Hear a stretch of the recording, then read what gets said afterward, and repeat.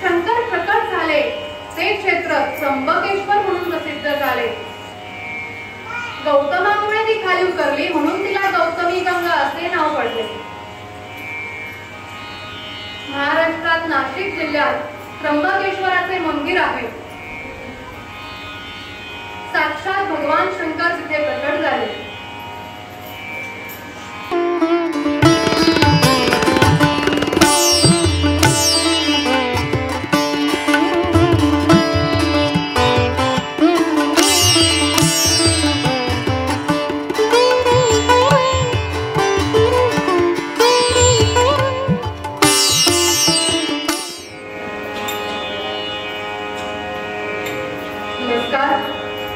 आनंदवन गोवा या प्रेक्षकांना सर्वांना माझा नमस्कार.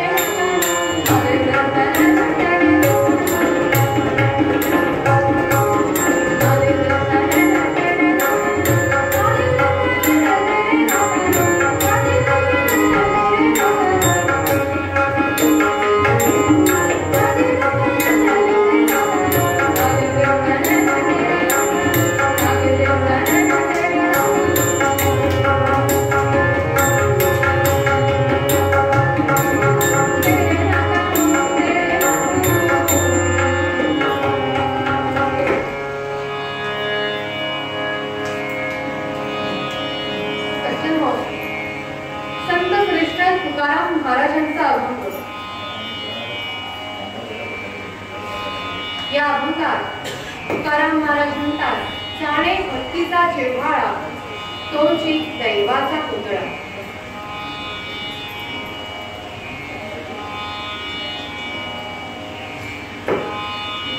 जो भक्तीचा जिव्हाळा जाणतो तोच देवाला आपलासा करतो. सज्जन हो, देवाला भक्ती हवी आणि ती कशी? मनापासून शुद्ध सात्विक विचारातून आलेली. खरं तर देवाच्या बाबतीत आपण सर्व काही करतो. उत्सव करतो. गणेश चतुर्थी, नरक चतुर्दशी, गुढीपाडवा, रामनवमी, श्रावणातील व्रत, उपवास, मंदिरात जाणे, देवीची ओटी भरणे, संकष्टीचा उपवास, विनायकीचा उपवास आदी अनंत कर्मे आपण करतोच. त्याशिवाय भजन, कीर्तन, नामस्मरण, सत्यनारायणाची पूजा बांधणे, अन्नदान करणे ही अनंत कर्मे आपण करतोच. पण आपल्यावर देवाची कृपा होते का? हे असे का होते यावर विचार करणे, याचा शोध घेणे महत्त्वाचे आहे. आपण कुठे चुकतो हे जाणून घेणे, त्याचा तपास करणे महत्त्वाचे आहे. संत तुकाराम महाराज म्हणतात की जिव्हाळ्याने देवाची भक्ती करा. देवाला भक्ती हवी आणि ती सुद्धा मनापासून शुद्ध सात्विक विचारातून आलेली. देवाला आवडेल अशी भक्ती करणे खूप महत्त्वाचे आहे. भागवतकार सांगतात, केचित् केवलया भक्त्या वासुदेव परायणा अहं भुवन्ति कार्सेन विहारति भास्करः. भगवान गोपाल कृष्ण महाराज की जय. भागवतकार सांगतात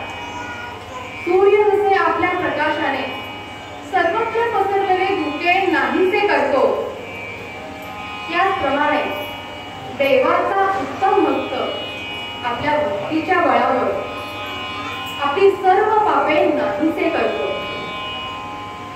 जो भक्ती मार्ग साधू संत लोक स्वीकारतात तोच भक्ती मार्ग आपणही स्वीकारावा व आपले जीवन धन्य करावे. आज देवाचा प्रत्येक भक्त जो स्वतःला देवाचा भक्त मानतो, देव माझा आहे, हे देऊळ आमचे आहे असे म्हणतो. आज आमच्या देवाचा उत्सव आहे, आमच्या देवीच्या जत्रेला नक्की यायचं हा असे आग्रहाने लोकांना सांगतो. आणि जत्रे बघून आले की चोपात आमच्याकडे व्यवस्था असा असं आग्रहाने लोकांनाही बोलवतो, आनंदाने करतो. पण यामागे आपली खरी भक्ती आहे का? एवढेच नाही तर हरिनाम कीर्तन भजन सगळे लोक करतात, मंदिरात जातात, मकरोत्सवाला तर गर्दीच गर्दी असते. पण देवाची कृपा आपल्यावर होत नाही हे बहुतेक सर्वांच्या अनुभवाला येते. हे असे का होते यावर विचार करणे महत्वाचे आहे. मंदिरात होणारा प्रत्येक कार्यक्रम हा माझ्या देवाला आवडणाराच असावा असा आयोजकांचा दृढभाव असला पाहिजे. आणि हीच खरी भक्ती. आलतू फालतू मनोरंजनात्मक टाइमपास होणारे कार्यक्रम ठेवूच नाही. मंदिरात होणाऱ्या कार्यक्रमातून आपल्या मनावर चांगले संस्कार झाले पाहिजे, समाजात एकता निर्माण झाली पाहिजे. मंदिरात होणारा प्रत्येक कार्यक्रम हा माझ्या देवाला आवडणाराच असावा असा आयोजकांचा दृढभाव असला पाहिजे. ज्या दिवशी आपले मंदिर हरिनाम घेणाऱ्या भक्तांनी भरेल तोच आपल्या आयुष्यातला सुदीन समजावा असे कमिटीने आवर्जून लक्ष द्यावे. प्रत्येक कार्यात भक्ती महत्वाची. कवी मोरोपंत सांगतात, भक्ती विना वशनो हे, भक्ती विना वशनो हे, वीणाने वांगंग नादाने, कन्यादान फलाते, कन्यादान फलाते, पावे कैसा मृदंग नादाने.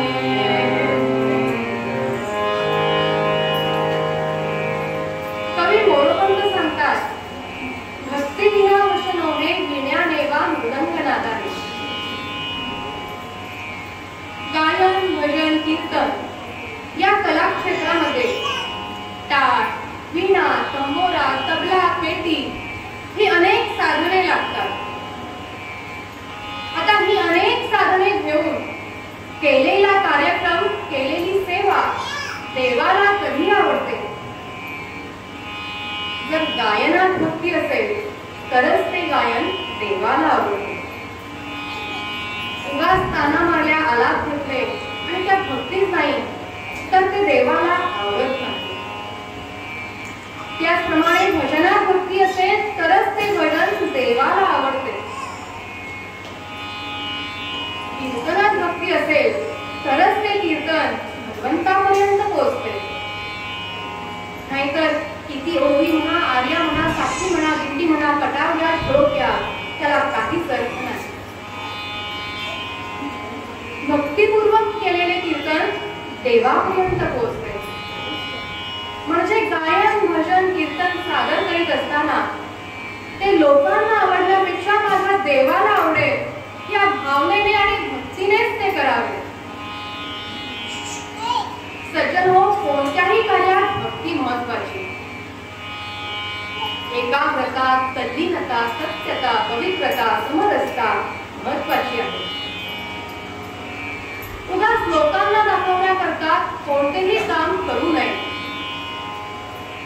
संत एकनाथ महाराज सांगतात, 啊。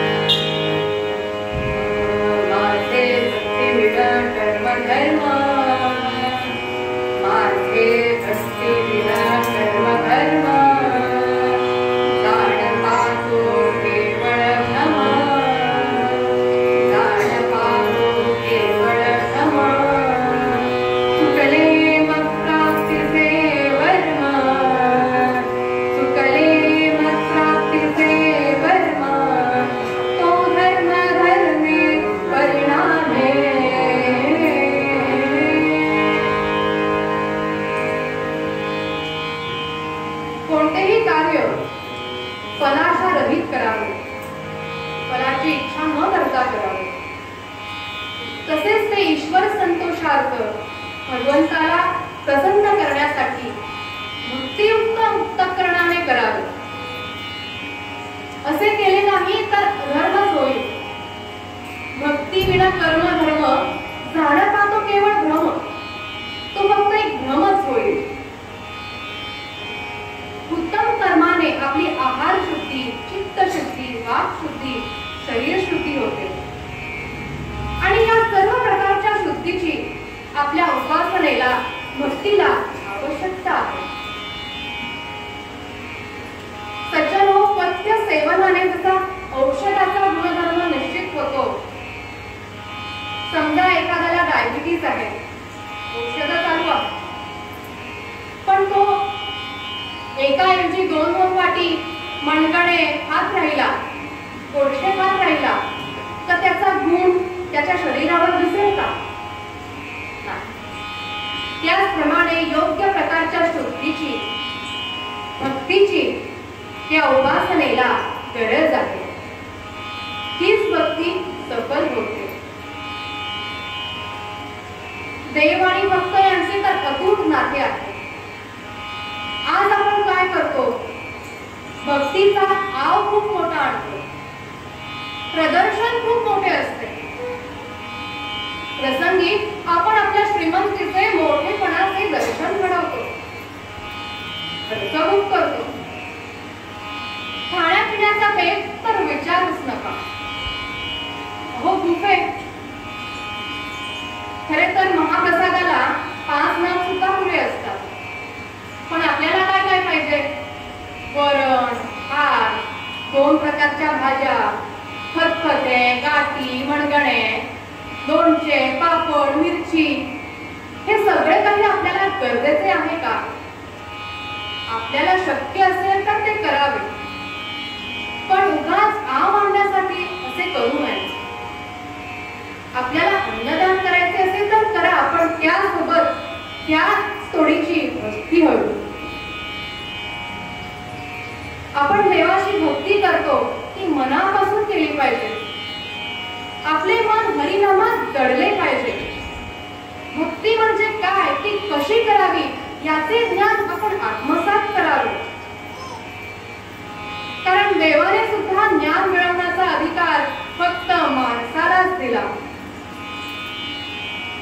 प्राणी मात्रामध्ये ज्ञान आणि साधनेचा अभाव असल्यामुळे ते ईश्वर भक्ती करू शकत नाही. म्हणून शास्त्रकार सुद्धा ईश्वर भक्तीला माणसालाच अधिकारी समजतात.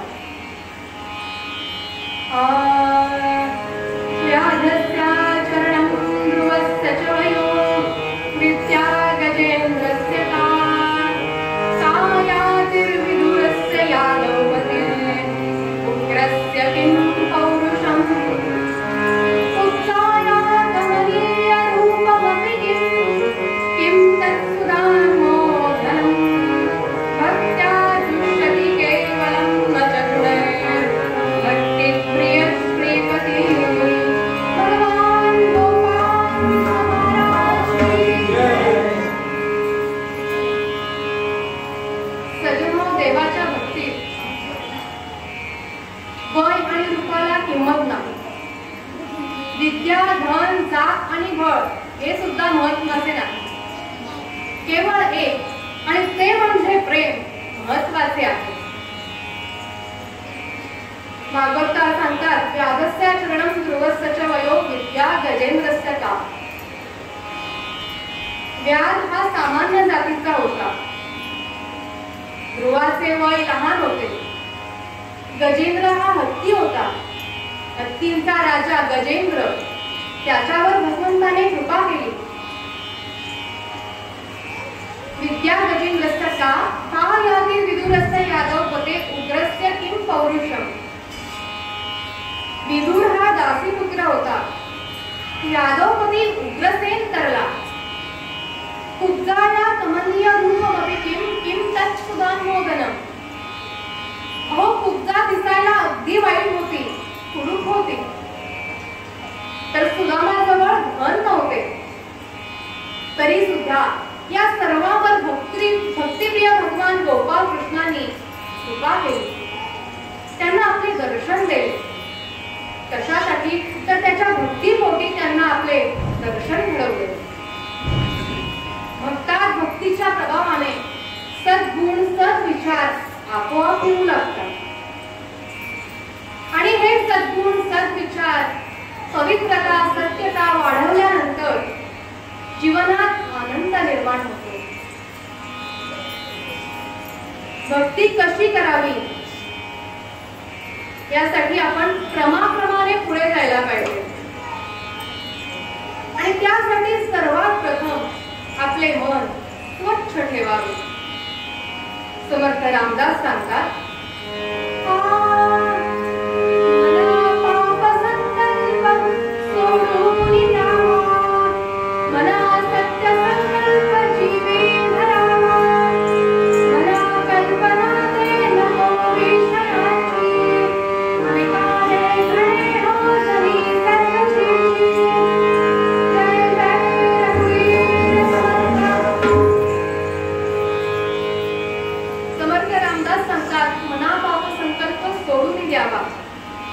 आपल्या मनातील पापी विचार, दुष्ट विचार, भेदभावाचे विचार, लबाड नाचारीचे विचार प्रथम काढावे लागतील.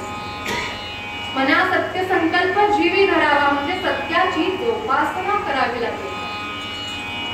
मना कल्पनाते नको विषयांची, विषय म्हणजे वाईट व्यसने, स्वार्थ याची आपण कल्पना सुद्धा करू नये.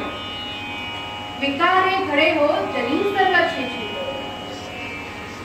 जो विषयात गुंतून जातो त्याचे जीवन व्यर्थ होते, तो भगवंतापासून दूर जातो, वासनेत गुंतून जातो. कवी वर्णन करतात,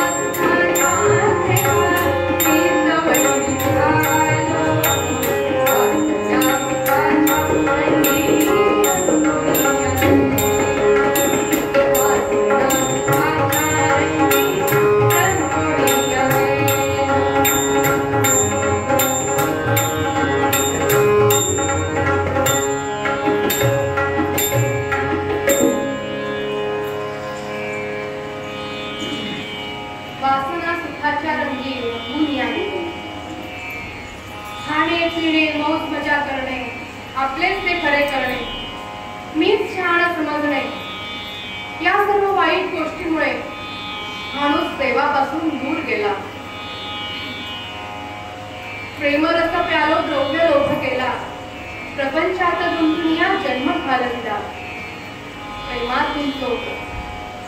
काही लोक दारू पिऊ लागले, प्रपंचात इतका बिझी झालो की भगवंताला विसरून गेलो आणि शेवटी अज्ञात सुखाचा आपण वैरी झालो. सज्जन हो, माणसाचे जीवन म्हणजे देवाचा पुतळा आहे. माणूस नराचा नारायण होऊ शकतो, आपले जीवन धन्य बनवू शकतो, उत्तम संसार गाठू शकतो. पण यासाठी काय करावे? देवाची उत्तम भक्ती करावी. देवाला कसा भक्त आवडतो? गीतेच्या 12व्या अध्यायात भगवान स्वतः सांगतात,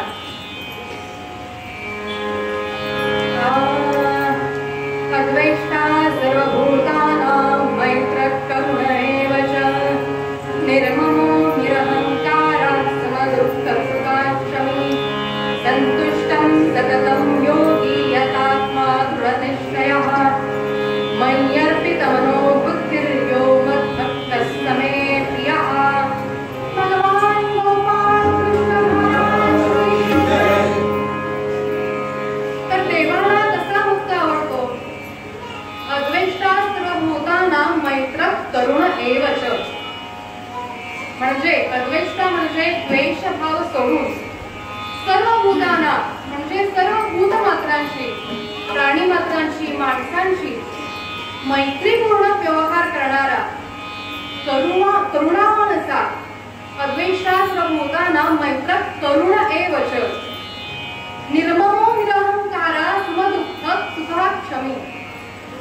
निर्ममो म्हणजे मासे मासे न म्हणणारा, निर्ममो. निरहंकारा म्हणजे अहंकार नसलेला, समदुःख म्हणजे सुख दुःखात सारखाच वागणारा, आणि क्षमी म्हणजे क्षमावान असा. संतुष्टं सततं योगी यतात्मा दृढनिश्चयः. सदा सर्वकाळ संतुष्ट असणारा. संतुष्टं सततं योगी यतात्मा दृढनिश्चयः. दृढनिश्चयी असा. मय्यर्पित मनोबुद्धिर यो मद्भक्तः स मे प्रियः.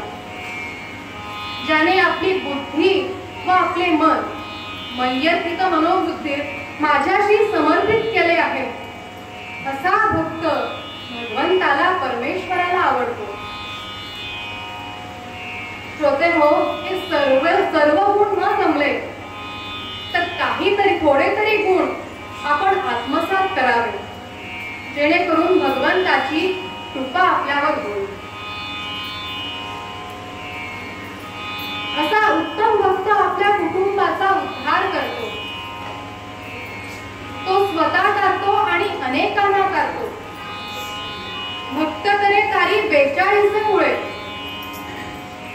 असा उत्तम भक्त आपल्या 42 पिढींचा उद्धार करतो.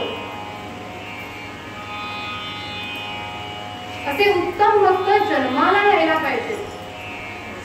अहो, भक्तांची किती उदाहरणे द्यावी. भक्त प्रल्हाद, ध्रुवबाळ, रामभक्त हनुमान, संत जनाबाई, संत मीराबाई, सर्व संत देवाचे उत्तम भक्तच आहेत. देवाला फक्त मनापासून केलेली भक्ती पाहिजे. देव भक्तांची सुद्धा परीक्षा घेतो बरं का. अहो, भक्त प्रल्हाद हिरण्यकश्यपूच्या राक्षसाच्या पोटी जन्माला आला. त्याला अनेक अडथळे आले. ओम नमो भगवते वासुदेवाय, ओम नमो भगवते वासुदेवाय, असा सतत तो जप करायचा. त्याच्या वडिलांना ते आवडत नसे. त्याने त्याला कित्येक वेळा मारण्याचा प्रयत्न केला. उंच डोंगरावरून खाली टाकले, उकळत्या तेलात टाकले, पण त्याने आपले नाम सोडले का? नाही. ध्रुवाचे वय एकदम लहान होते, तरी सुद्धा त्याने आपली जागा आकाशात मिळवली. ध्रुव तारा झाला. आई वडील लहान असताना महामारीत गेले. तिने आयुष्यभर नामदेवांच्या आश्रयाने भक्तीची सुरुवात केली आणि अखंड नामस्मरण चालूच ठेवले. संत मीराबाई सुद्धा राजकन्या होत्या. त्यांच्या वडिलांना सुद्धा कृष्णाची भक्ती आवडत नव्हती. तिला विष प्यायले. तिने कृष्णाची भक्ती सोडली का? अहो, संत सोडा, आपल्या समोर सर्व श्रेष्ठ असे मारुती राय आहेत. त्यांच्यावर सुद्धा अनेक प्रसंग आले. क्षणात त्यांनी दोनाग्नी पर्वत आणला. मला जमणार नाही असे म्हटले का? सेतू बांधून दाखवला. आणि शेवटी सीतामाईने जेव्हा परीक्षा घेतली तेव्हा राम आपल्या हृदयात आहेत असे सांगितले. तेव्हा साक्षात राम त्यांच्या हृदयात प्रकट झाले. कशासाठी? तर त्यांच्या भक्तीसाठी. अहो, लहान मुलांची सुद्धा शाळेत परीक्षा घेतली जाते, तर देव भक्ताची परीक्षा का घेणार नाही? सोने घेत असताना त्याचे खरे खोटेपणा तपासण्यासाठी सोने आगीत टाकतो. सोने अमक्या मेल्टिंग पॉइंट वर बॉईल होते. त्याची प्युरिटी टेस्ट आहे ती. आज सर्वांना हॉलमार्क सोने पाहिजे. केडियमचा जमाना गेला. जुने दागिने आपण जेव्हा घेऊन जातो तेव्हा ते सोने आगीत टाकले जाते. जेव्हा आपण हिरे खरेदी करतो, हिरे तपासण्यासाठी ऐरणीवर ठेवून त्यावर घणाचे घाव घातले जातात. मूर्तिकार दगडाला देवपण आणण्यासाठी त्यावर टाकीचे घाव घालतो. तर भगवान भक्ताची परीक्षा का नाही घेणार? भक्ताला सुख दुःख देऊन देव भक्ताची परीक्षा घेत असतो. आपण त्या परीक्षेत पास होणे महत्वाचे आहे. आणि परमेश्वर हा क्षमावान आहे, नम्र आहे. जर खरी भक्ती असेल तर भगवान स्वतः नम्रतेने त्याची सेवा करतो. आपले मोठेपण, आपले सामर्थ्य सर्व बाजूला ठेवून भगवान स्वतः भक्ताची सेवा करतो. कवीने सुंदर असे वर्णन केले आहे.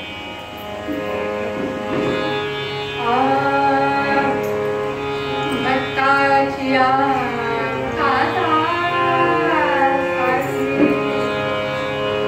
साधूचिया प्रेमासाठी, भक्ताचिया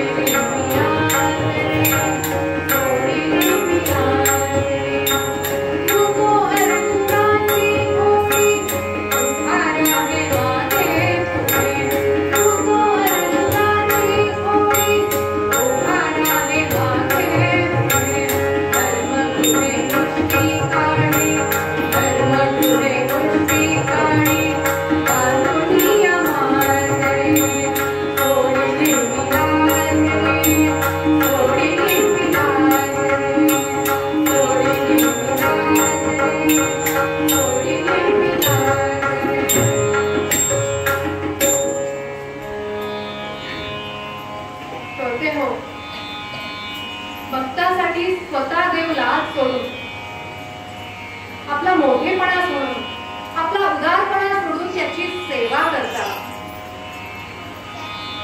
देव दुर्योधनाच्या सदनी गेले. दुर्योधन राजपुत्र आहे, त्याच्या घरी पंचपक्वान आहे. त्याचबरोबर ते विदुराच्या सुद्धा घरी गेले. विदुर दासीपुत्र होता, त्याच्या घरी भगवान पेज जेवले. महाभारत युद्धात अर्जुनाचा सारथी झाला. अर्जुनाच्या घोड्याची सगळी काळजी घेतली. त्याला आंघोळ घालणे, घोडी धुतणे, सर्व काही करणे आपण करतो.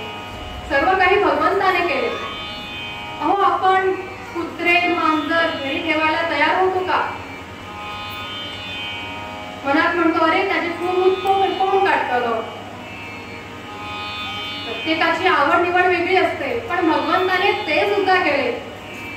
अर्जुनाचे घोडे धुतले, त्याला आंघोळ घातली, राजसूय यज्ञामध्ये पुष्टी काढली. आपल्याला हे शक्य आहे का? भगवंतावर निष्ठा ठेवली तरच हे शक्य आहे. यासाठी नम्र होणे फार महत्वाचे. आपला जो अहंकार आहे, मीपणा आहे, उन्मत्तपणा आहे, कामक्रोध आहे, अधिकारी वर्गाला जरा माग असतो. मोठ्या पदावर असलेले अधिकारी ते सहसा कमीपणा घेत नाही. तो कमीपणा स्वीकारला तरच आपण नम्र होऊ शकतो. आपण चहा पितो, पण कप आतमध्ये ठेवतो का?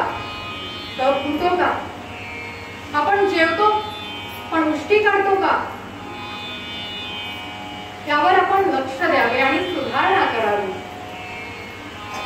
साक्षात गोपाल कृष्णांनी भक्ताची सेवा करून आपल्या समोर एक चांगले असे उदाहरण ठेवले आहे. खरे म्हणजे देव आणि भक्त यांचे अतूट असे नाते आहे. देव कृपेचा सागरू, करुणेचा जलधरू, देवाशी भक्तांचा विसरू पडणार नाही. आपण जर चांगले कार्य केले तर देव आपल्याला कधीच विसरणार नाही. आज मंदिर आहे, सभा मंडप आहे, पैसा सर्वांकडे आहे, पण भक्ती नाही. अपवाद थोडे भक्त जर सोडले तर बहुसंख्य फक्त नावाचेच भक्त आहेत. हे आपण सर्वांनी बदलले पाहिजे. भक्तीत सुधारणा करून आपल्या आयुष्याचे, जीवनाचे कल्याण करून घ्यायला पाहिजे. भक्ती जाणे तोची शुद्ध. आपल्याला शुद्ध व्हायचे आहे, पवित्र व्हायचे आहे. त्यासाठी आपण जिव्हाळ्याने देवाची भक्ती करूया. मूळभंगात पद्यकार तेच सांगतात.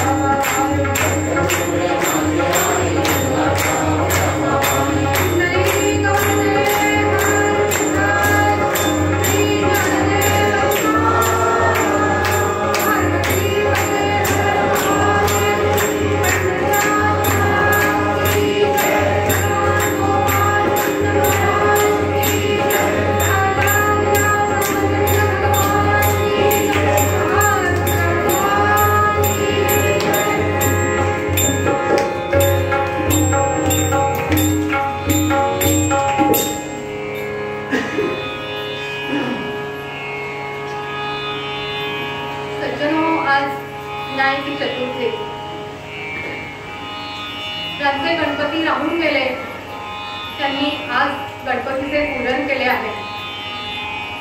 म्हणून आज गणपतीचे चरित्र आपल्या समोर ठेवले.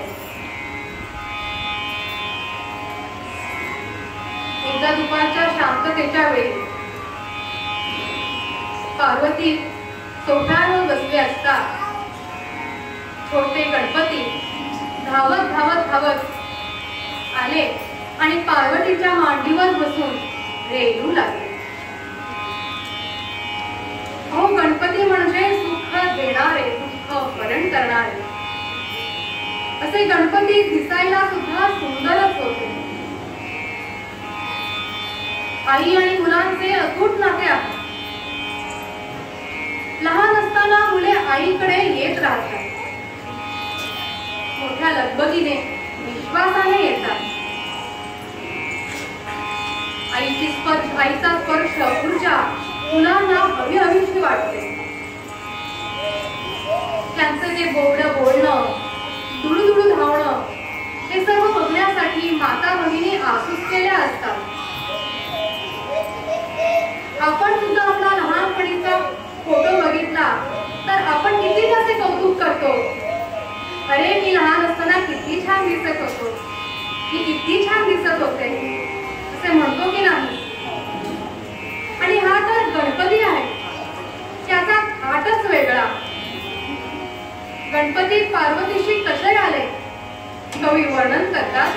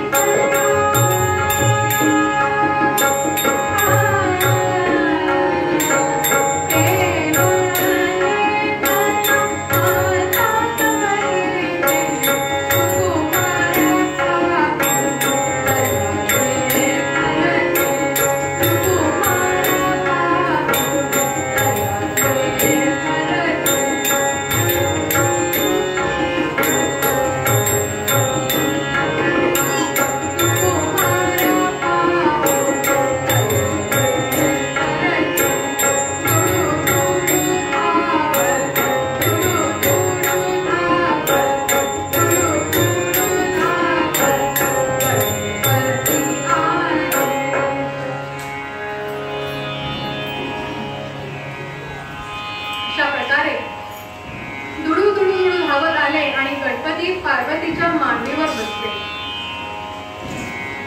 जरी गणपतीमुळे पार्वती त्यावेळी आनंदी दिसत होती, तरी सुद्धा तिच्या चेहऱ्यावरची कसल्या तरी चिंतेमुळे असलेली खिन्नता गणपतीच्या नजरेतून सुटले नाही. हे हावभाव आपल्याच माणसांना कळतात. भर समारंभात जरी आपण हसतमुख असलो तरी याचं काहीतरी बिनसलं आहे हे फक्त आईच ओळखू शकते किंवा आईचे भाव मुलगा ओळखू शकतो. गणपतीचे डोळे जरी लहान असले तरी आईचा भाव गणपतीच्या डोळ्यातून सुटला नाही. चिता चिंता समायुक्ता बिंदुमात्रं विशेषता सजीवं दहते चिंता निर्जीवं दहते चिता.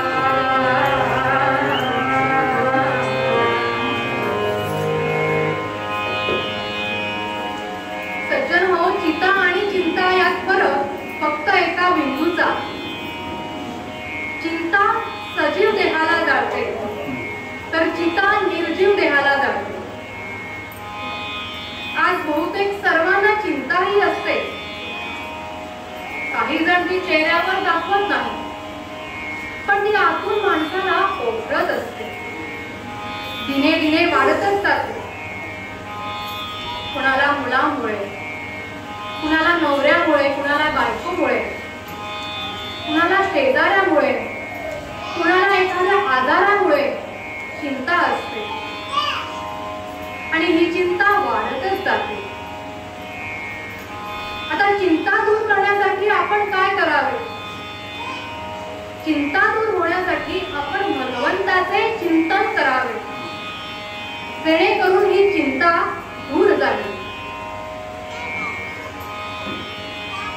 आता पार्वतीला कसली चिंता आहे?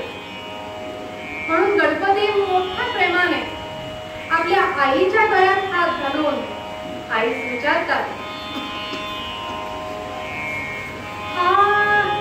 गळा घालून या हाताला माते सतसे माता कासया मन गृहीत अश्रू नयनात नाटकी.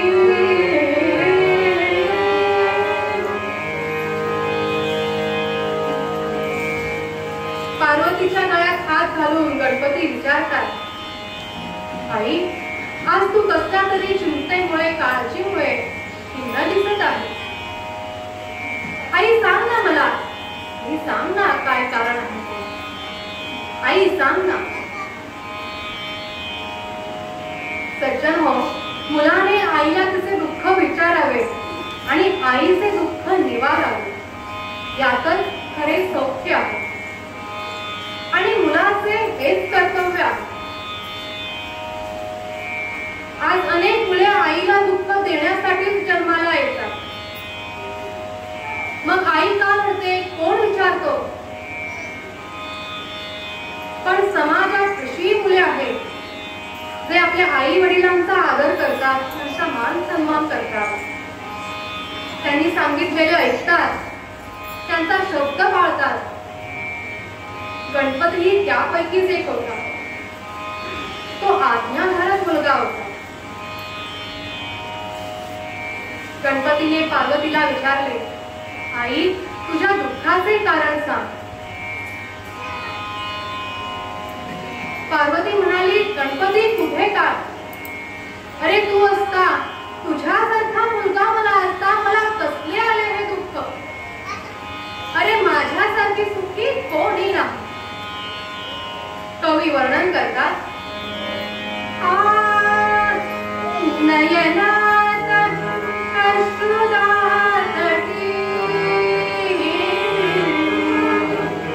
नयनात अश्रुदातटी, नयनात अश्रुदातटी,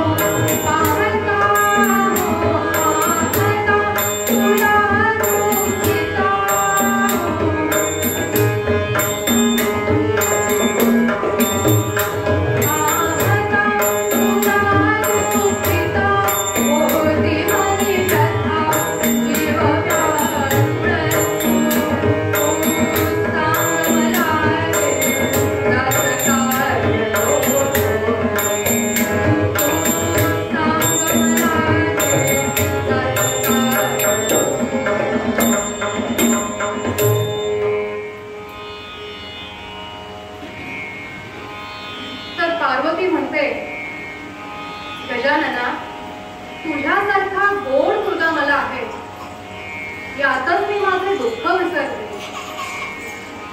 पण तुझा आग्रह असेल तर सांगते.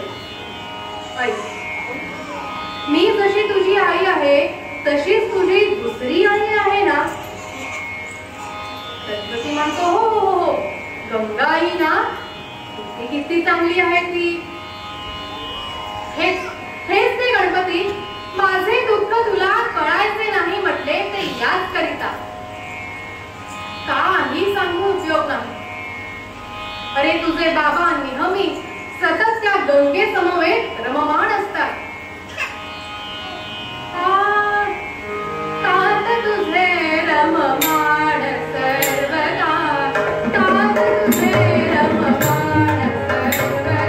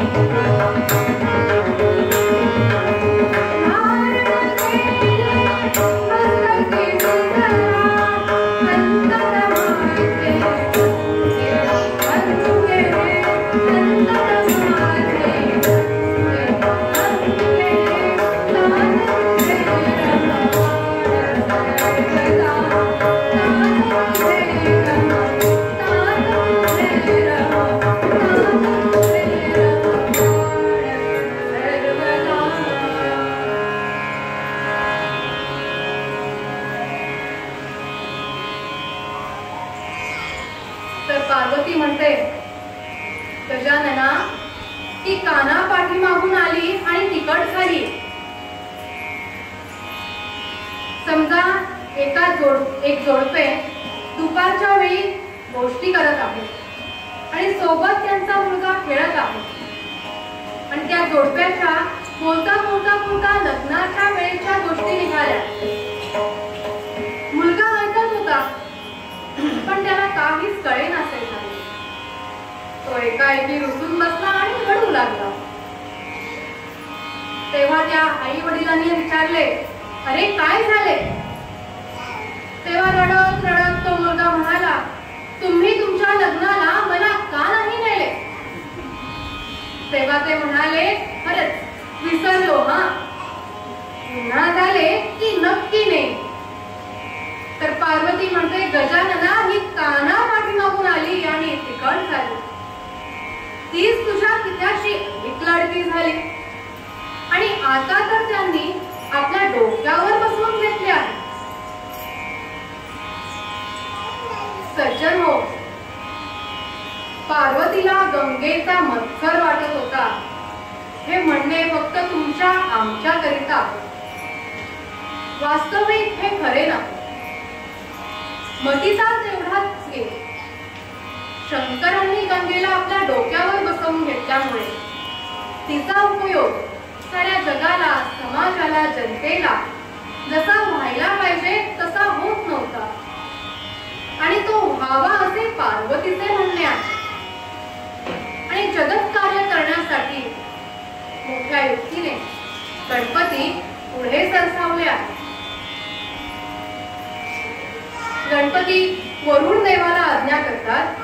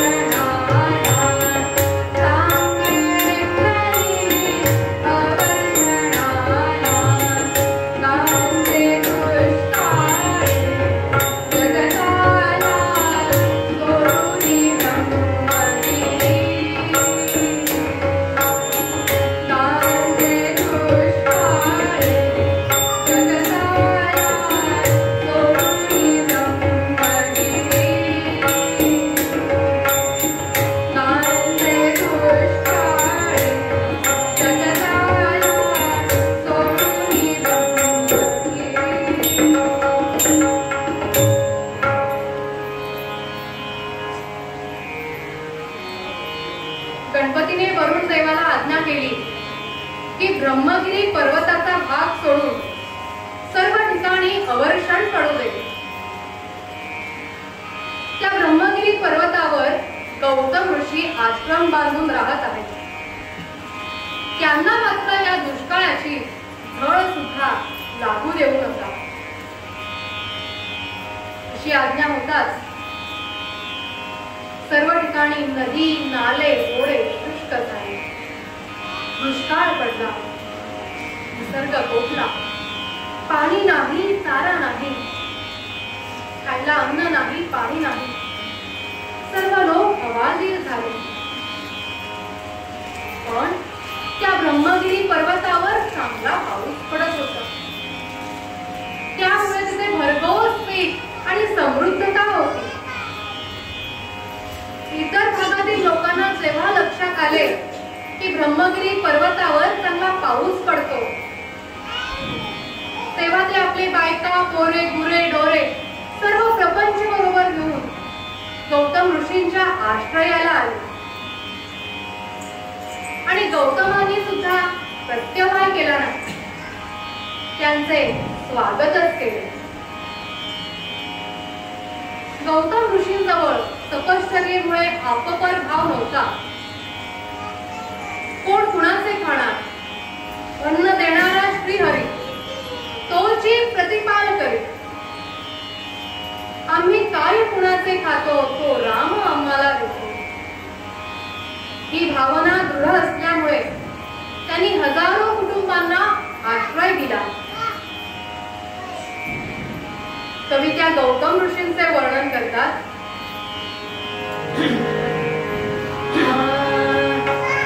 गौतमाची समृद्ध होय शेती, गौतमाची समृद्ध होय शेती.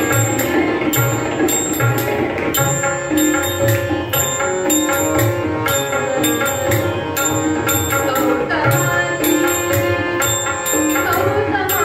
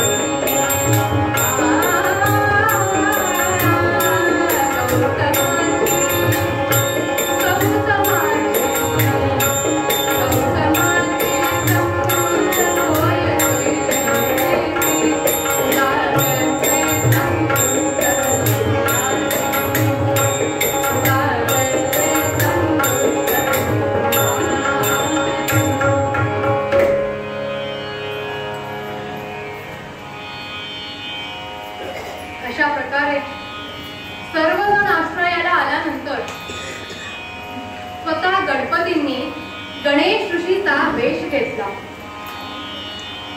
व आपल्या जया नावाच्या दासीला गायीचे रूप दिले व गाय बरोबर घेऊन गणेश ऋषी सुद्धा त्या गौतम ऋषींच्या आश्रयाला आले.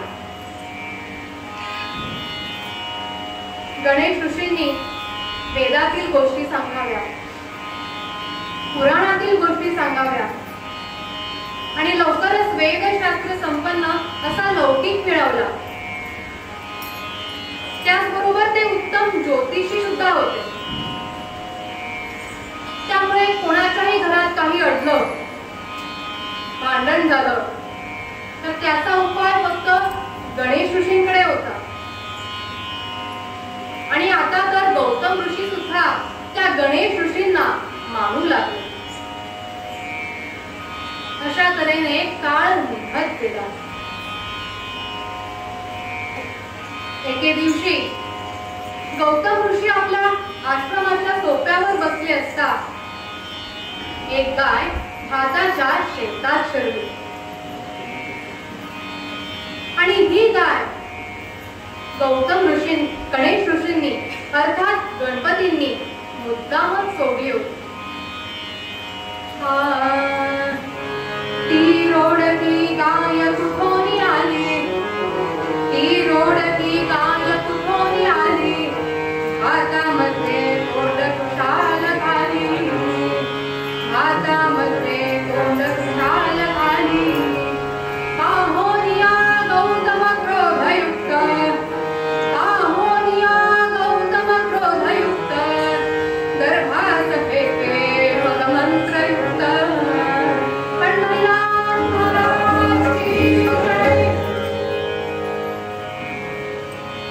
गाय शेतात शिरलेली पाहताच हाईक हाईक असे म्हणून गौतम ऋषी गायीस आकारू लागले. पण गाय होती बघती मुद्दाम हळवूनच आली होती. काही केल्या बाजूला होईना. अहो, लोकांनी एवढ्या कष्टाने शेती करावी आणि त्या पिकांची अशी नासाडी व्हावी आणि हे गौतमांना तरी कसे मानणार. शिवाय त्यांच्या आश्रमात हजारो लोक आश्रयाला आले होते. त्यांचे रक्षण करणे, त्यांना पोटभर जेवण देणे ही जबाबदारी त्यांच्या खांद्यावर होती. पिकांची नासाडी कशी व्हावी म्हणून गौतमांनी एक गर्भ अभिमंत्रून सोडला. तो फक्त गायीला हाकलण्याकरता होता. पण तो गर्भ गायीच लागताच गायीने गर्रकन गिरकी घेतली आणि धाडकन आपली जीवित यात्रा संपवली. गौतम धावले आणि आपल्या कमंडलूतले पाणी गायीच्या मुखात घातले. पण काहीच उपयोग झाला. अरे, माझ्यासारख्याच्या हातून गोहत्येचे पाप पडावे. गहना कर्मणो गती म्हणतात ते काही खोटे नाही. करायला गेलो एक आणि झाले निराळे. सर्वारिष्ट शांतर्थ यज्ञ करावा आणि हवन करताना हातच बाजावा, नेमके तसेच झाले होते. आता काय करणार. या पातकातून मुक्त तर व्हायलाच पाहिजे. एवढ्यात गौतमांना गणेश ऋषींची आठवण झाली. त्यांच्याकडे याचा मार्ग नक्की असेल म्हणून अति खिन्न मनाने गौतम ऋषी गणेश ऋषींकडे गेले.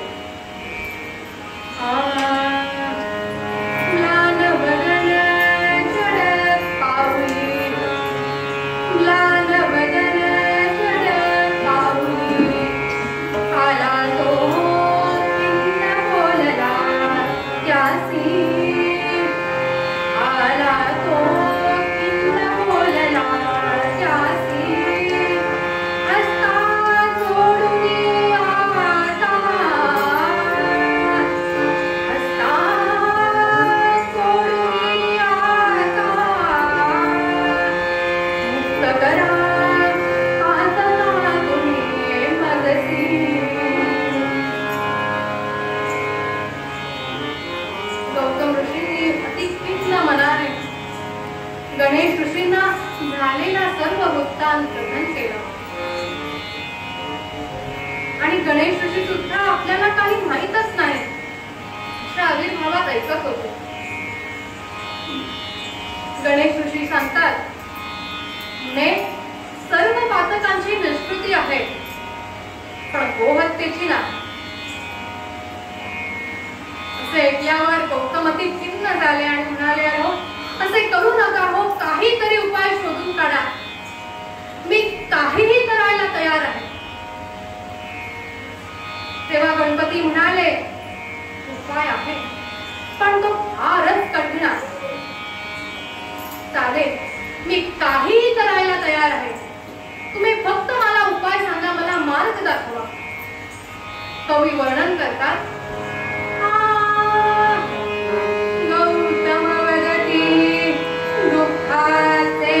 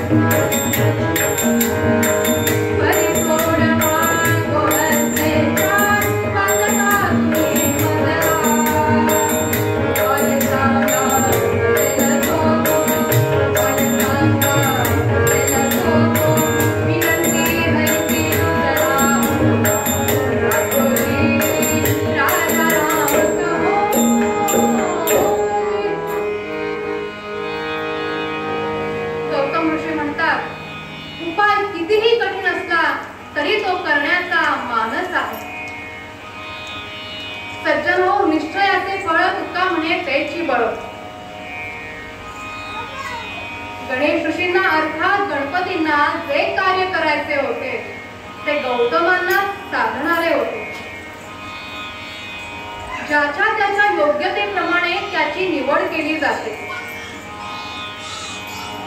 स्वर्गातून गंगा पृथ्वीवर आणण्याचे काम जसे भगीरथाने केले ते इतरांना साधले नसते. गौतमांसारखा तपस्वी तेजस्वी त्यावेळी भगवान श्री शंकरांना वश करून घेण्यास समर्थ होते. म्हणूनच गणपतींनी त्याची योजना केली आणि ते तपस्येस उद्युक्त व्हावे म्हणून एवढा सगळा प्रपंच गोहत्येचे पाप त्यांच्या हातून करून घेतले.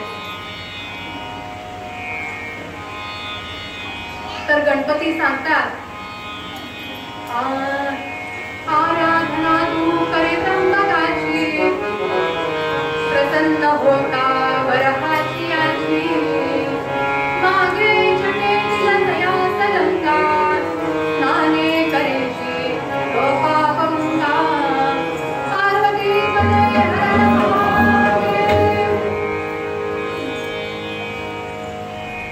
गणेश ऋषी सांगतात, गौतमा तू भगवान शंकरांची आराधना कर, त्यांना प्रसन्न करून घे व ते प्रसन्न झाल्यावर त्यांच्या जटेतील गंगेत भूमितलावर उतरण्यास सांग.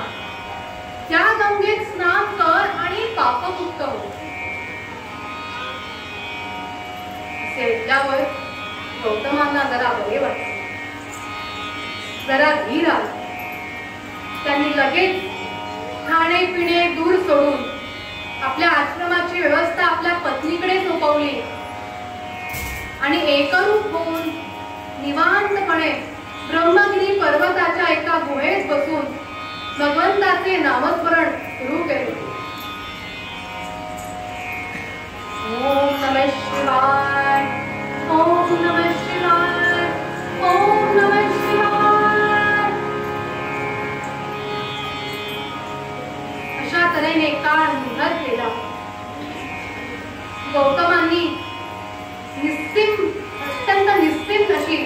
भगवंताची भक्ती केली. गौतमांचे कवी वर्णन करतात.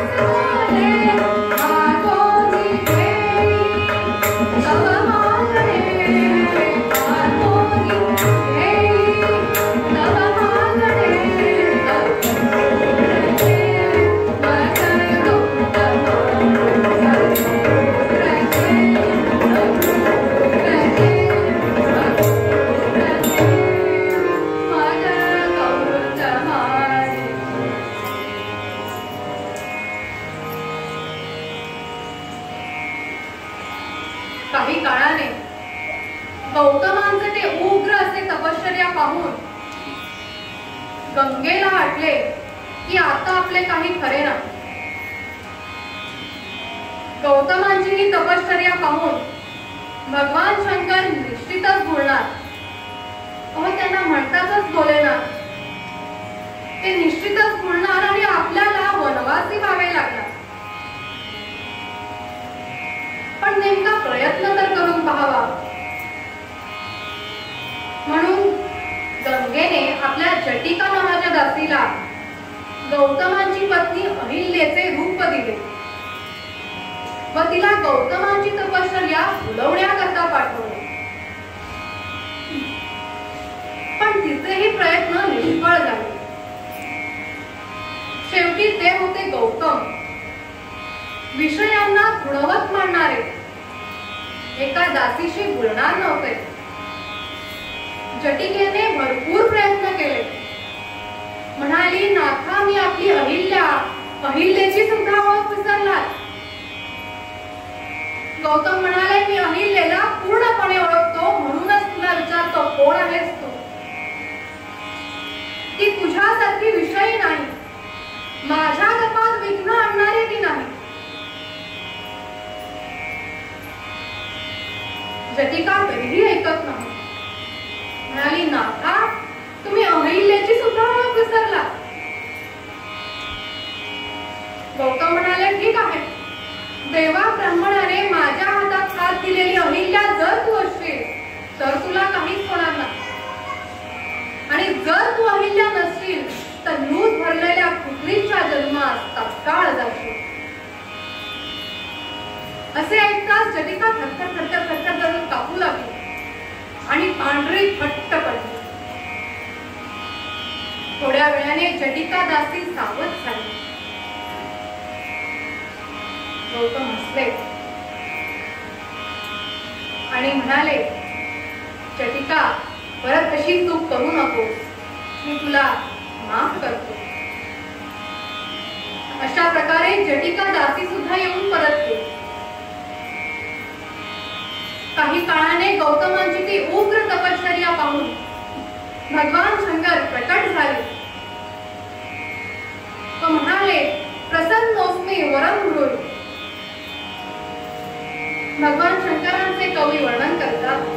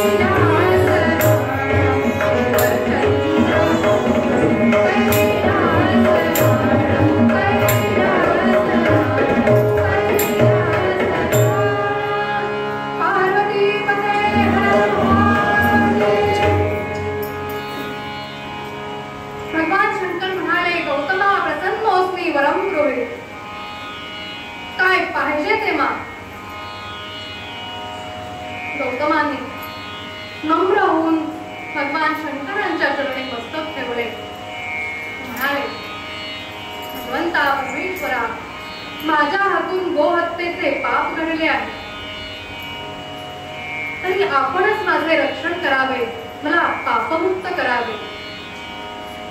यासाठी आपल्या जटेतील गंगेने भूमितलावर यावे आणि मला आणि माझ्यासारख्या अनेकांना पापमुक्त करावे. असे ऐकताच गंगा म्हणते, अहो, याला हा वर देऊ नका. पापमुक्त होण्यासाठी याला दुसरा काही उपाय सांगा. गौतम म्हणाले, नाही, मला हाच वर पाहिजे आणि हा माझा हेतू तृप्त होईपर्यंत माझी अखंड तपश्चर्या चालूच राहणार. तेव्हा शंकर म्हणाले, गंगे, मी तुला माझ्या डोक्यावर बसवून घेतले, याचा अर्थ मी तुझ्या अधीन झालो असे समजतेस का? अगं, स्वर्गातून पृथ्वीवर येत असताना तुझा हा भार पृथ्वीला सहन होणार नव्हता, म्हणूनच मी तुला माझ्या डोक्यावर बसवून घेतले. आता माझ्या भक्तांची इच्छा पूर्ण करण्याकरता तुला खाली उतरलेच पाहिजे. शंकर म्हणाले, गंगे, तुला खाली उतरलेच पाहिजे. गंगा म्हणाले, मी नाही उतरणार. शंकर म्हणाले, नाही. शंकरांनी आपल्या जटा सोडल्या. जटा शिलाखंडावर ताड ताड आपटल्या.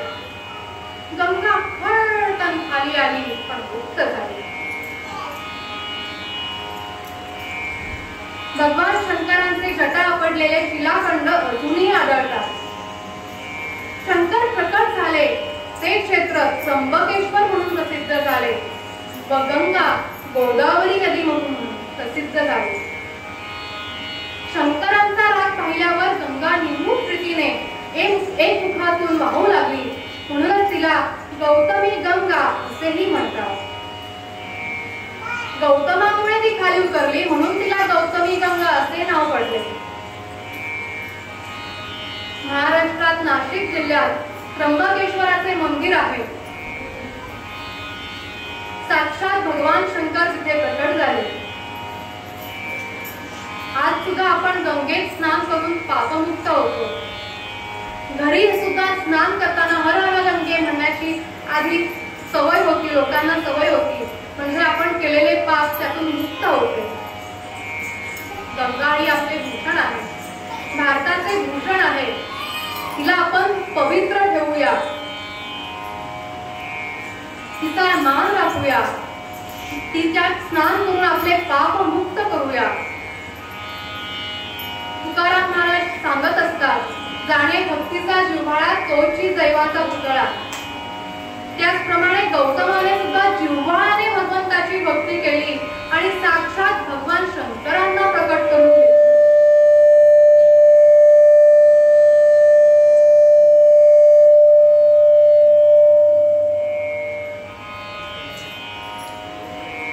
आणि गौतमांच्याच तपश्चर्येमुळे सर्वांनाच गंगा पापमुक्त होण्यासाठी प्राप्त झाली.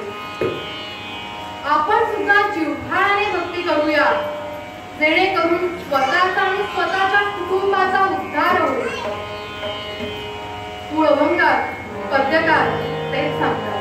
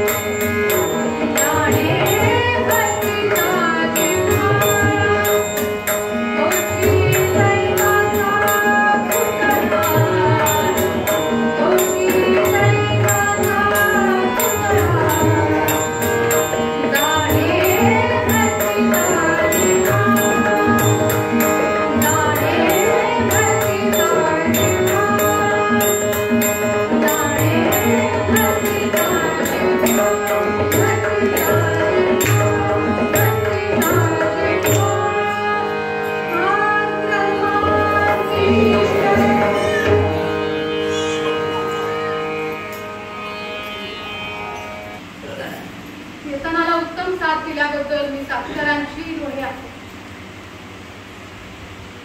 त्याचप्रमाणे हे जमलेले सर्व श्रोते, जे सांप्रदायिक बंधू भक्ती, यांनी माझी कीर्तन सेवा शांतपणे ऐकून घेतल्यामुळे मी आपली आभारी आहे. माझे जे काही चुकले ते सर्व माझे आणि